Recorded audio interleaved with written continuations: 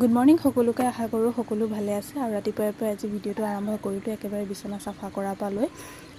যিহেতু বতৰটো ইমান ভাল নহয় সেইকাৰণে ভাবিলোঁ ভিতৰতে যিকেইটা কাম আছে কৰি লওঁ পিছে পৰে দেখা যাব আৰু মাজতে ভোক লাগিল এটা জুচ খাই ল'লোঁ তাৰপিছতে মই কালি যিহেতু এটা ভিডিঅ'ত কৈছিলোঁ যে মই চাবোনটো ক'ৰ পৰা আনিছোঁ দেখুৱাম এয়া মোৰ হাজবেণ্ডৰ দোকানৰ সন্মুখত এপ'ল' ফাৰ্মাচী এখন খুলিছে তাৰ পৰাই তেখেতে আনিছে এইটো গ্লিচাৰিনৰ মানে পিয়াৰ্ছ চাবোনটো যে আছে তেনেকুৱাই কিন্তু তাতে ব্ৰেণ্ডটো লিখা আছে খালি এপ'ল' ফাৰ্মাচী বুলি আৰু এই চাবোনটো যিহেতু মই আপোনালোকক দেখুৱালোঁ একদম গোল বহুত ধুনীয়া আছিলে মানে চন্দনৰ আছিলে চাবোনটো আৰু এইটো জুচ মই খাইছিলোঁ মই আপোনালোকক দেখুৱালোৱে যিহেতু সেই জুচটোৱে খাইছিলোঁ এই গোটেইখিনি বস্তু তাৰ পৰা অনা মানে মই মানুহজনক সুধিছোঁ যে চাবোনটো এটা চাবোন কিমানকৈ পৰিছে তেতিয়া ক'লে যে তুমি দুটা চাবোন 100কৈ মানে এক পিচ 50 টকাকৈ পৰিছে কিন্তু ডাঙৰো আছিল আৰু গোন্ধটো খুব বৰ ধুনীয়া আছিলে আৰু যদি আপোনালোকে নগাঁৱতে থাকে তেতিয়াহ'লে আপোনালোকে ল'ব পাৰিব তাতে আছে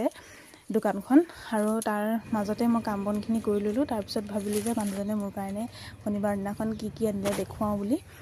আৰু মানুহজনে একদম গডৰেজটো কালাৰ মিলাই পেলাই ছাতিটো আনি দিছে একদম পিংক কালাৰ আৰু মোক কিয় জানো মোৰ মানে পিংক কালাৰটো এটা ফেভৰেট হৈ গৈছে মানে